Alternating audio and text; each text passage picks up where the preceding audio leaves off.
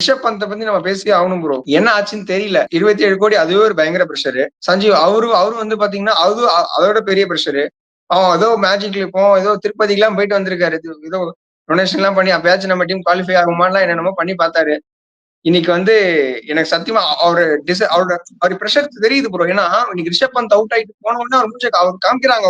Camera வந்து focus பண்றாங்க. டக்குன்னு எந்திரிச்சு போறாரு. அப்படிங்கும் போதுல ஒரு ப்ரெஷர் இருக்கும் ப்ரோ. ஏன்னா நம்ம நீங்க சொன்னீங்களா ஒரு எக்ஸாம் ஹால்ல எப்படி எழுதிட்டு இருக்கும் போது ஒரு ப்ரொஃபசர் வந்து நம்ம ஐயோ நம்ம கரெக்டா தெரியும். அதுவே கூட ஏதோ ஏதோ என்ன அப்போ டிஃபரெண்டா தான் யோசிப்போம்.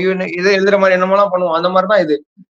ஸோ ரொம்ப ரொம்ப கம்மியான ரொம்ப ரொம்ப இப்ப bad season for Rishabh Pant. 27 crore கொடுத்து எடுத்து 80 ரன் தான் இந்த டோர்னமெண்ட்டே மொத்தமாவே அடிச்சிருக்காருன்னு நினைக்கிறேன். இன்னைக்கு ஒரு ஸ்டார்ட் பார்த்தேன். அந்த 63 of 49 சிஎஸ்கே கூட அடிச்சார்ல, அதை தாண்டி பாக்கி எந்த மேட்ச்லயுமே அவர் வந்து பெருசா ஸ்கோர் பண்ணல. இந்த யூஸ்வல் ரிஷப் பந்தே கிடையாது. ஸோ எல்லாத்துக்குமே ஒரு பேட் சீசன் வரும். அது இந்த வருஷம் ரிஷப் பந்துக்கு ரொம்ப ஒரு price tag pressure, owner pressure, ரெண்டாவது பவுலிங் சுத்தமா சப்போர்ட் இல்ல. அப்படியே போயிடுச்சு இந்த சீசன் அவருக்கு.